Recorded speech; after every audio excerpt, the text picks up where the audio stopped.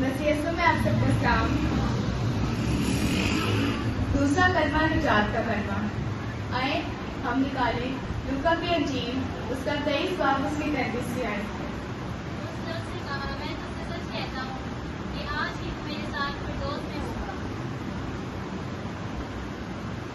खुदावंद यीशु मसीह के 7 सलीबी कलमात में से दूसरा कलमा है। यह निजात का कलमा डाकुओं की दरख्वास्त के जवाब है। खुदावंद यीशु मसीह का खताकारों के साथ मसलूब होना कोई ऐब मरना न था, बल्कि खुदावंद के मुकर्रर इंतजाम के मुताबिक था। ईमान 4 बाब उसकी 82 आयत।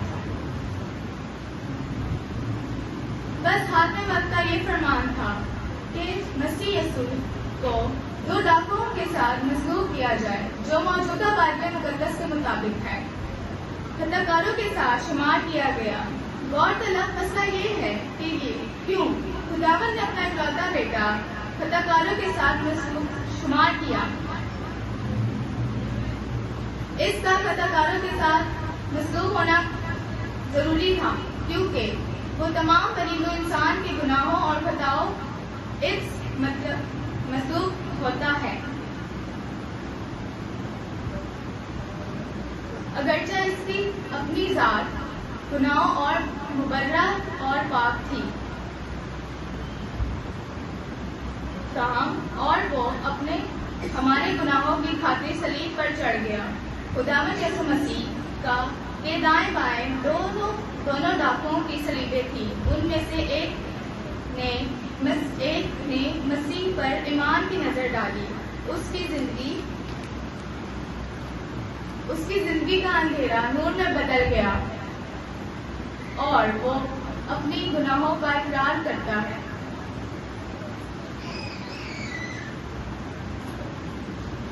मगर दूसरा उसका मजाक उड़ाता है और वो फिरौन के साथ मिलकर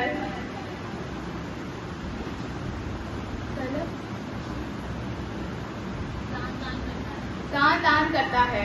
ये याद रहे कि दोनो. डाकू मसीह के करीब थे।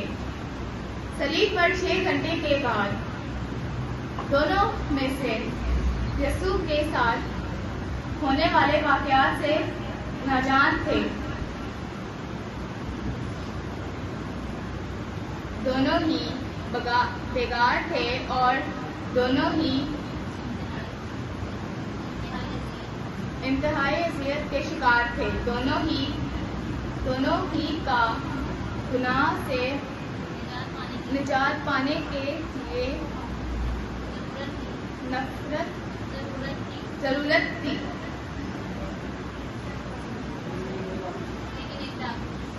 लेकिन एक डाकू अपनी ही गुनाह में मर गया और दूसरे ने मसीह को कबूल कर लिया और इसकी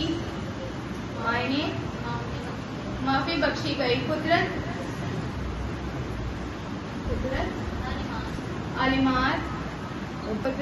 का ईमान डल गया।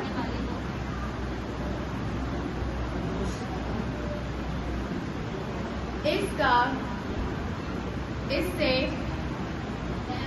रहम की इल्तिजा और फिरदौस पे पहुंच गया।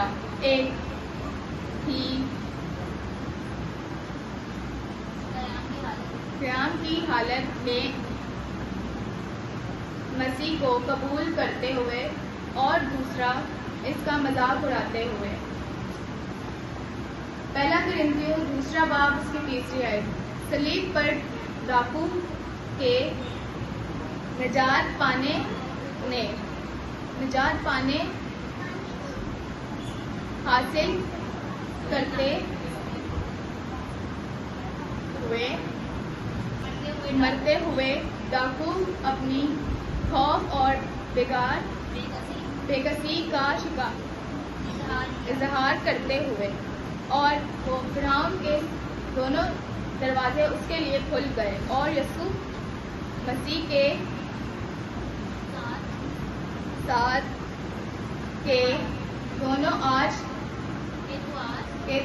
मेरे साथ फिरदौस में होगा। आज भी خداوند ہم سب کو دیکھ کر یہ آپ اپنے گناہ کہتے ہیں کہ توبہ کرنے کا وقت مل گیا اور سب پوری نجات پائیں گے. آمین.